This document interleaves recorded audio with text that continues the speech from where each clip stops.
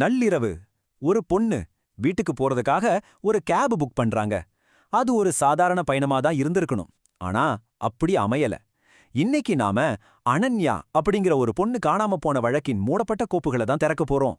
இந்த ஃபைல்ல இருக்கிற ஒவ்வொரு பக்கமும் நம்பிக்கை, துரோகம், அப்புறம் ஒரு பயங்கரமான குற்ற வலைப்பின்னலோட கதையே நமக்கு சொல்லுது. யோசிச்சு பாருங்க, இந்த வார்த்தைகள் தான் அனன்யா கிட்ட இருந்து கடைசியா வந்தது. ஒரு அம்மாவுக்கு ஆறுதல் கொடுத்த இதே செய்தி கொஞ்ச நேரத்திலேயே ஒரு முடிவே இல்லாத பயத்தோட தொடக்கமா மாறிடுச்சு.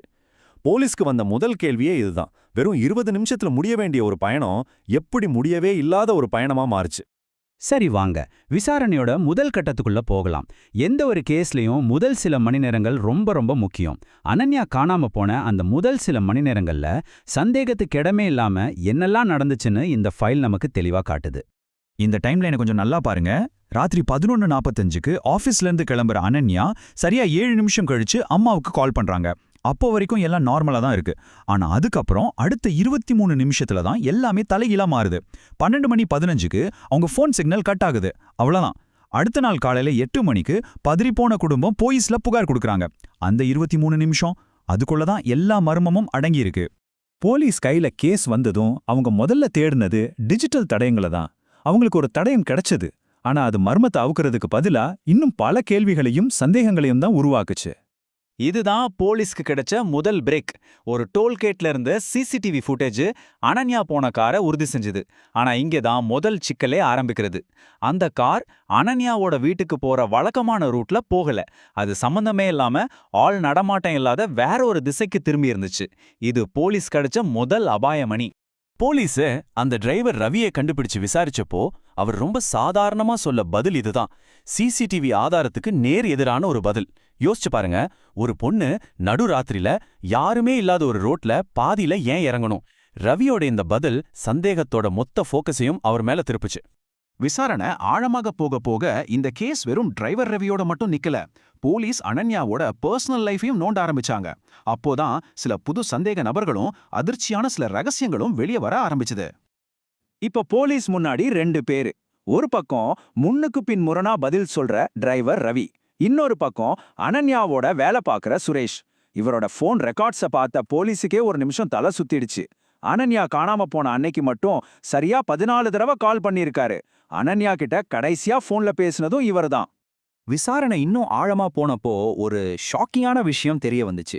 சுரேஷ அனன்யாவை ஒரு தலையா காதலிச்சிருக்காரு.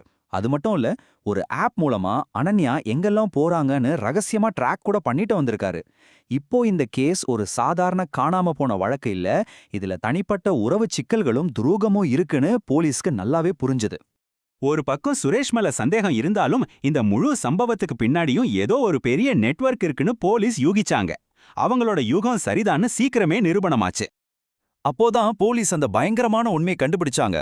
அனன்யா புக் பண்ணது நாம யூஸ் பண்ற ஒரிஜினல் ரைட் ஹேலிங் ஆப் கிடையாது. அது அசலா அத மாதிரியே இருக்கிற ஒரு போலி ஆப். தனியா ராத்திரியில பயணம் செய்யற பெண்களை டார்கெட் பண்றதுக்காகவே ஒரு கும்பல் இத உருவாக்கி இருக்கு. டிரைவர் ரவி அந்த பெரிய கேங்ல ஒரு சின்ன ஆள் மட்டும்தான். அந்த கும்பலோட திட்டம் ரொம்ப சிம்பிள், ஆனா ரொம்ப கொடூரமானது. முதல்ல ஃபேக் ஆப் மூலமா தனியா போற பொண்ணுங்களை டார்கெட் பண்ணுவாங்க. ரெண்டாவதா வண்டிய யாரும் இல்லாத ஒரு இடத்துக்கு கொண்டு போவாங்க.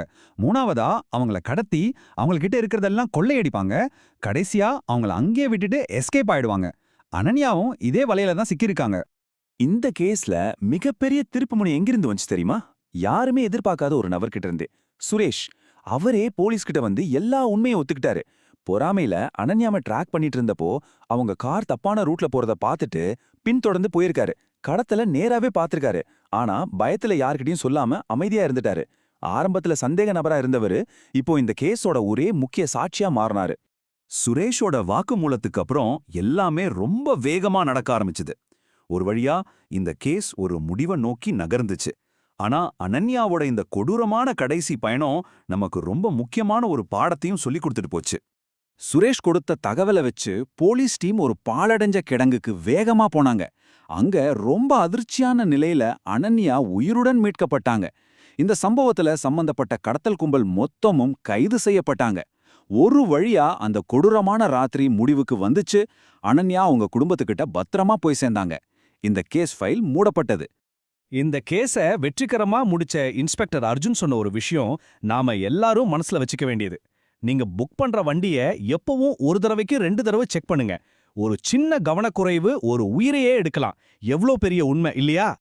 அதனால அடுத்த தடவை நீங்க ஒரு வண்டியை புக் பண்ணும்போது இந்த சிம்பிளான பாதுகாப்பு விஷயங்களை ஞாபகம் வச்சுக்கோங்க. வண்டி நம்பர், டிரைவர் போட்டோ இதெல்லாம் சரியா இருக்கான்னு பாருங்க. உங்க பயண விவரங்களை நம்பகமான ஒருத்தருக்கு ஷேர் பண்ணுங்க. எல்லாத்துக்கும் மேல உங்க மனசுக்கு ஏதாச்சும் தப்பா பட்டா உடனே அந்த பயணத்தை தவிர்த்துருங்க. உங்க உள்ளுணர்வு தான் உங்க முதல் பாதுகாப்பு கருவி. நாம இந்த முழு வழக்கு கோப்பையும் அலசிட்டோம். இப்போ கேள்வி உங்களுக்கு தான்.